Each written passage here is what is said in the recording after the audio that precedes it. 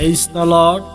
మన ప్రభువును రక్షకుడైన యేసుక్రీస్తు నామములో దేవుని బిడ్డలందరికీ వందనాలు. ఈ దినమంతయు దేవుని సన్నిధి మనకు తోడుగా ఉండునుగాక. ఈ దినపు యేసయ్య జీవపు మాట లూకా సువార్త 1వ అధ్యాయము 47వ వాక్యాన్ని చదువుకుందాము. ఆయన తన దాసురాలి దీనస్థితిని కటాక్షించెను. ప్రియా దేవుని బిడ్డలారా, మనం చదువుకున్న వాక్య భాగాన్ని గమనించినప్పుడు మరియమ్మ తల్లి చెప్తున్న మాట ఈ మాట, తన దాసురాలి దీనస్థితిని కటాక్షించును అని మాట్లాడుతూ ఉన్నారు. దేవుడు కటాక్షము చూపే దేవుడు.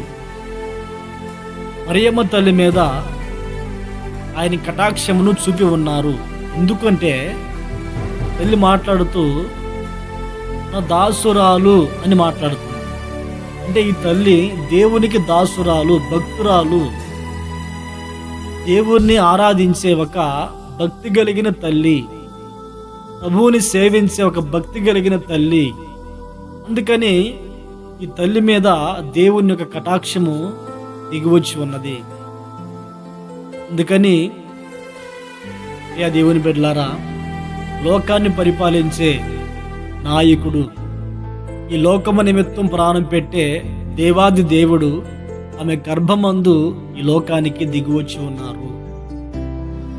పరిశుద్ధాత్మ ఆమె మీదకి వచ్చినప్పుడు, దేవుని శక్తి ఆమెని ఆవరించినప్పుడు, కమ్ముకున్నప్పుడు, పరిశుద్ధాత్మ వలన ఆమె గర్భము ధరించి లోకములో ప్రతి మనిషి చేసిన ఆ పాపమును తీసివేయడానికి, ఆ పాపము కొరకు మరణించి తిరిగి లేవడానికి యేసుక్రీస్తు ఆ మరియమ్మ తల్లి గర్భమందు జన్మించి ఉన్నారు.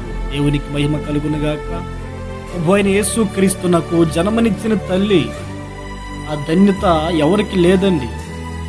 ఎంతో మంది ఆ దినాలలో క్రీస్తునకు జన్మ ఇవ్వాలని ఎంతో మంది ప్రార్థన చేసుకుని ఉండవచ్చును.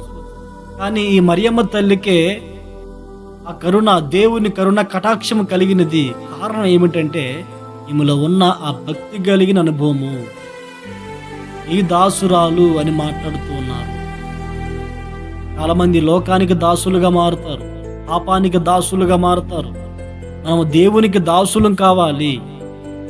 దేవుని బిడ్డలారా, ఈ మాటలను బట్టి మనం నేర్చుకోవాల్సిన విషయం ఏంటి, మనం గ్రహించుకోవాల్సిన విషయం ఏంటంటే, మనము దేవుని సేవిస్తున్నప్పుడు, మనము దేవునికి దాసులంగా ఉన్నప్పుడు దేవుని కటాక్షం మనం పొందుకుంటాము.